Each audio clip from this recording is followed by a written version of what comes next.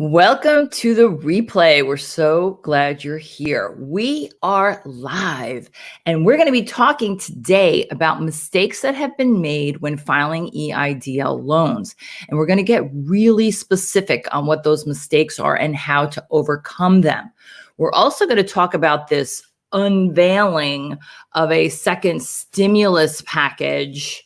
So stay tuned for that. And finally, last but not least, December is National Write a Business Plan Month. We just did a video on why it's so important to write a business plan in 2021 during COVID.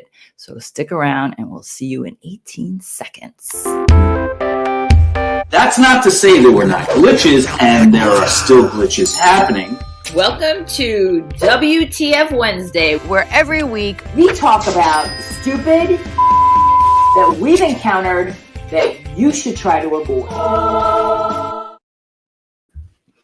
Hello and welcome, Hi. Tim Sohn. Thanks for joining us. Now more than ever. We have sporty Batman here today. Darn Batman. Yes, and Team Live.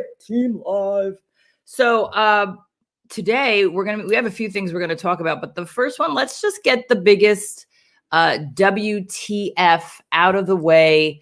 We've been on a rant for the last couple of weeks. We're going to kind of we're going to tone it down a little bit. We are? I'm not. Yeah. Tim Sohn, you know where I'm going with this now more than ever. You know where this is going, right? No, we're going to. Oh, yes. It's going there. It's totally.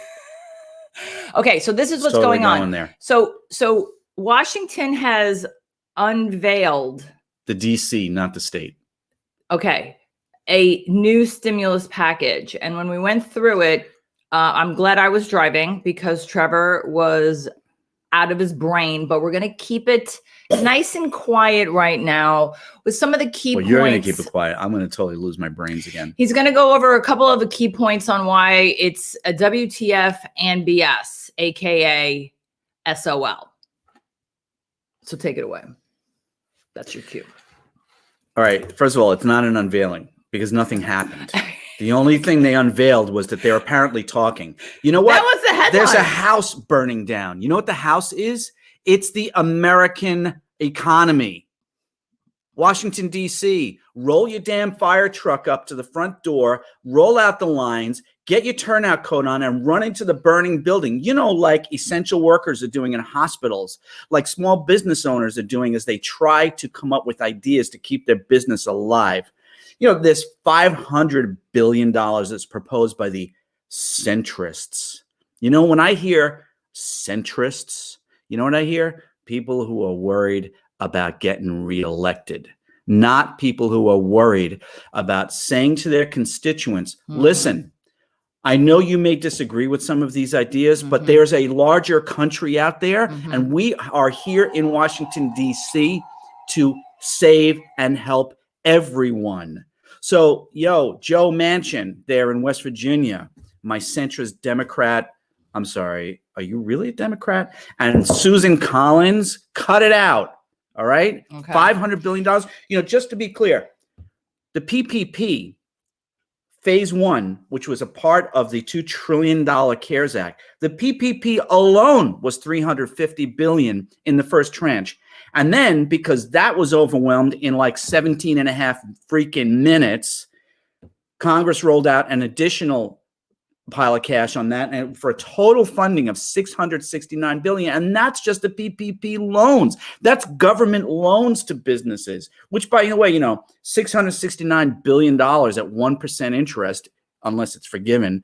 That's a lot of money to the U.S. Treasury. So centrist Democrats, and Republicans, how about wrapping your brains around that? $500 billion is not saving people. People are about to become homeless. We heard from our friend Lisa last week, who was our guest on WTF, about somebody, business owner she knows, who's living in his storage shed because he's lost his business, he's lost his home. This is unacceptable in the 21st century. Centrist Democrats, get your act together. And McConnell, don't even get me started with you. Purple. And I don't mean like, you know, a state that's blue and red. I mean purple. Get down, sit down with Pelosi and get a number and get it filed and get it funded because the American economy cannot wait. Okay. I want to also talk about reconsiderations. We have filed over a dozen reconsiderations for clients, and we are still signing up clients. Yes, reconsiderations, it's a car wreck. It ain't funny. Okay, Linda, with the sound effects. I'm just trying to lighten it up. Okay, not lighten me up because I'm passionate about this. Okay. Listen, the reconsideration process, it's a slow process. And the thing that I know from being a loan officer in the mortgage industry for 30 years doing government loans is you have got to put your trust and faith in the process. And you have to be a part of the process, which means if the SBA asks you to submit a document, number one, submit it. And number two, submit it without complaining. And number three, submit it in a form that they can actually read. You know, don't shoot a photo of your driver's license with your smartphone and upload that and think that that's going to get you. Wait, are we off the stimulus? Are you on? We're off stimulus. We're on reconsideration. Whoa, on the reconsideration. Either you jumped it or I jumped it. Or I'm having a hot flash and not paying attention. Well, you are actually. I can see the glistening on your face. And it's not that fake glistening they use in Hollywood. Live hormonal hot flash. Okay, so reconsideration, folks. You're reading these online forms. Remember, the person who's posting in that online form filed one application. Mm-hmm. You cannot go by one person's experience because, first of all, you don't know how their situation is to be qualified for the loan. You don't know how they uploaded documents. Okay, so we've done over 50 SBA disaster loans since March. We understand the process. 30 years insurance applications, 30 years mortgage applications. There's a process to things. Doug Maloney's got. Hey, Doug, the conspiracy theories, stop. Don't tell me, people are theorizing the SBA's run out of money. That's why they're slowing down the process. You know what? I was at a webinar a couple of weeks ago here in Connecticut. The regional director of our SBA office encouraged people, if you haven't already done so, to apply for the EIDL loan through December. And 31st. He said it might even go through into January. Why would our regional director encourage you to file an application for a loan if they've run out of money? Okay? They haven't run out of money. They're overwhelmed, and you've got to be patient. Listen, Linda and I know the desperation that you are feeling. I promise you, we're working here like crazy people. I mean, yesterday, the two of us put in an 18-hour day. We're also trying to help our business to survive. We get it. And, we're there, but for the grace of God, we are not on the verge of homelessness or hunger, and we feel that. But you've got to trust in this system. Okay, rant over. That's it? Now more than ever, Tim Sona, hand it over to you, Linda Ray. Oh, well, okay. So you didn't. It's coffee break time. So you didn't go through a couple of the key documents that we have been... Oh, that was just me ranting. Oh, okay. All right. You just run away with it, Linda Ray. I'm sitting over here drinking coffee, wishing I had whiskey for it. Hello, Doug Maloney. My hot flash has passed, so let's get back to business. There are a couple of... I'm going to get a little granular here and specific for those who are still looking to file or understand why their loan got declined. There are some documents that are maybe somewhat mysterious but vital, and they've been improperly completed or not filed at all. So let's just start, Trev, with the IRS 4506T, because what's funny about that? Nothing. I know. It's funny about it. Okay, but it's a humorless form. It is. But the funny part is that we had one, and then the SBA sent us one because they didn't like the one we sent, except the one they sent was more outdated than the one we submitted. Wait, where's my sound effects on that? Oh my God. Yeah, really. That was just a slap on my head. I don't even know which one to use. Can you hear that? All right. Let me. I got to do a sound effect here because sometimes, Linda Ray, your sound effects just no. Just saying. Not always the best choice. Okay. I love that I did that. Okay. Yeah. Now more than ever. Secondly, let's go to the SBA's. What? Are we talking about the 4506T? Oh, okay. I got distracted. So number one, we're going to be doing a video and uploading it to our YouTube channel. And for those of you who are watching our replay today on YouTube, please like our video and do the thumbs up and Don't forget to subscribe and hit the little bell. Ding, ding, ding. Thank you for following us. Doug. The 4506T, we're going to do a video on it because this is a form I was exposed to years and years ago because of doing FHA government loans.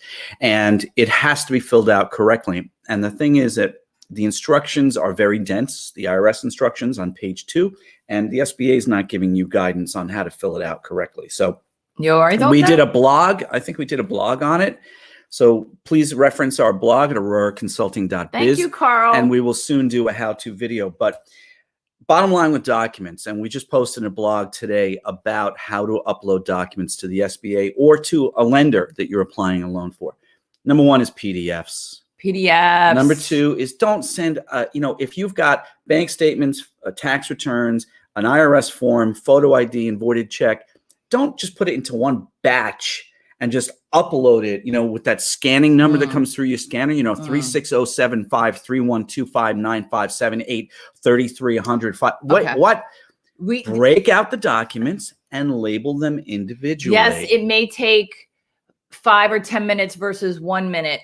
But we're talking about a lot of money that could help your business. And it's the difference between getting it, not getting it sooner, or getting it later. Imagine you're on the SBA side or the lender's side, and you're the loan processor or the loan officer, and you get this batched up. Because I promise you, here at Aurora Consulting, a lot of our clients submit the documents this way, even though we keep saying, please don't. You got to spend all this time to break out those documents, to read the document and understand what it is and label it. I'm sorry to interrupt you while you're interrupting me. It's fine. I'm going to drink coffee now more than ever. This is more of a reason why this is so crucial of a point with the scanning and taking an extra few minutes.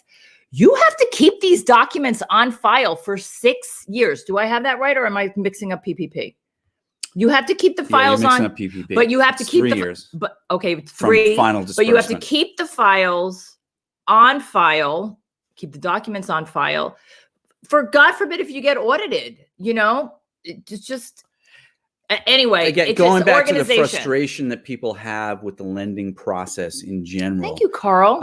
Whether it's an SBA loan or an SBA reconsideration for your denied loan, or you're applying to a bank, again, decades of experience. I watched other loan officers complain about how long their loans were taking to get processed.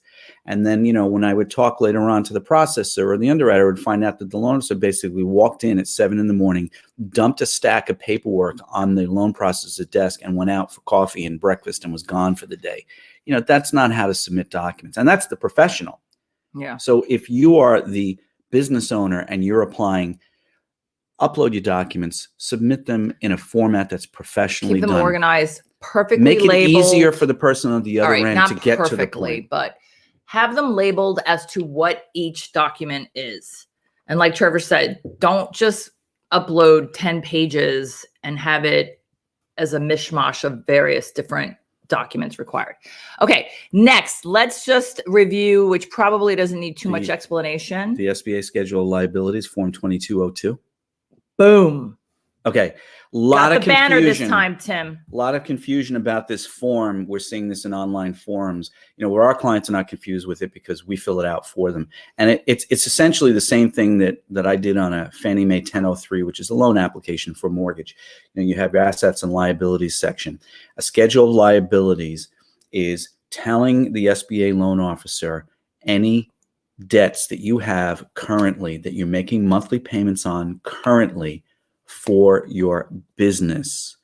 So if your business is Trevor Curran's Batman Fan Club Incorporated, okay, and you have a business credit card with a Batman logo on it, that business credit card, which is in the name of Trevor Curran's Batman Fan Club Incorporated, that business credit card is a liability. The personal Visa credit card that I have is not a liability for the business. But what if you're sole proprietor? Sole proprietor, you're going to put down all of your debts because you want it to match what's on your credit report.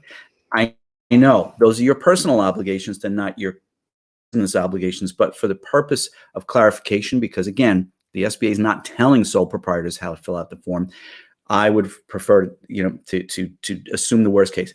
you're a sole proprietor, fill out Schedule of Liabilities with your personal debt obligations. Make sure you sign and date the form. And of course, if a box doesn't apply to you because there's an open credit card and it's got no maturity date, which is a column on the form, then put NA. Don't leave it blank. If the obligation has a 0 monthly payment because it's a deferred payment, a year's free of interest, or maybe you're in forbearance and the monthly payment is 0, put 0. Don't leave it blank. Blanks confuse the heck out of people. Mm-hmm. You want your loan to go faster through the system. Don't confuse the loan officer. And I think too that people are used to a certain process where they have individual attention by their banker or their lender, and the banker will come back and say, hey, what did you mean by this? Or what is this? How come this is blank? We need to have that. Well, you would hope.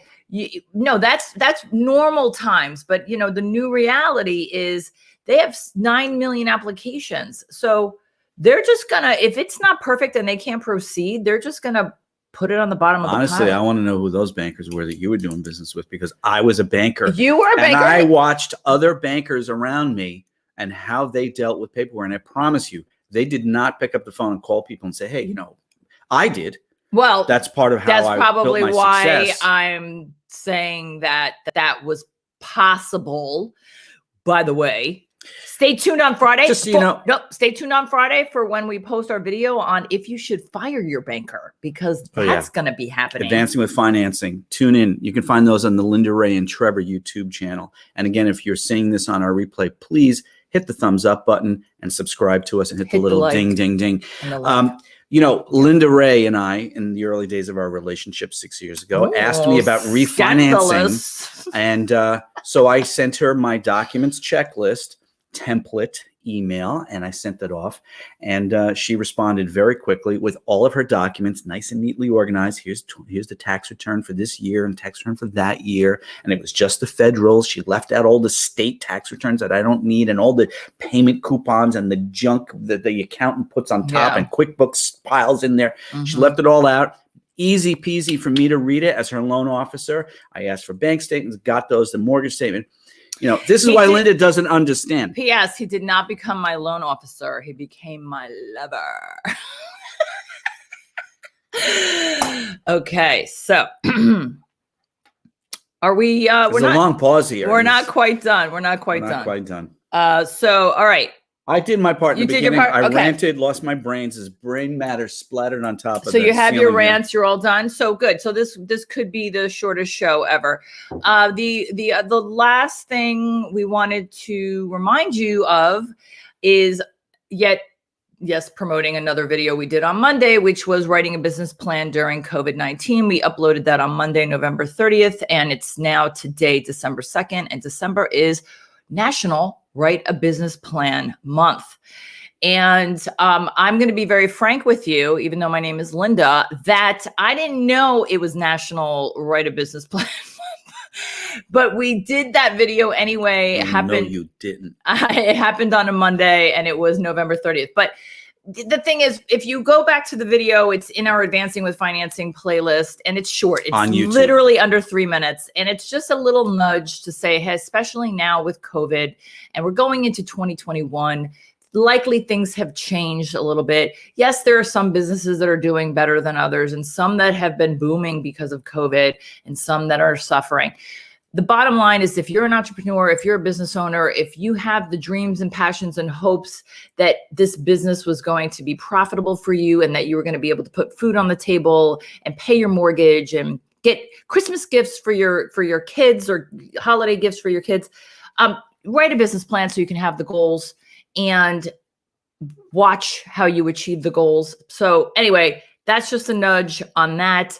BridgeStreetBusinessPlans.com. There's a quiz there to see how prepared you are in the event you do not have. By the way, that's us. We are Bridge Street Business. By the way, you had literally a 10-minute rant. I can have 2 minutes. Are you alluding to the fact that I just kicked you under the table? Yes. We have this code where you kick under the table to zip it, or double kick where you're going to take an ant question if we're being interviewed. I love on a that you remember podcast. the cues. I remember the cues, except for, I don't like the one tap when you want me to keep quiet after you've ranted for 20 minutes. Okay. So to wrap it up, my name is Linda Ray. And I'm Trevor. We are Aurora Consulting, financing solutions for your business success story. And we wish all of you health and happiness and strength and peace and love and all that. And Everything she just said. And we're live every Wednesday. I think we're taking off the last 2 weeks of December. We're taking off. Stay tuned for that. In the meantime, stay healthy, stay strong, Stay well. safe.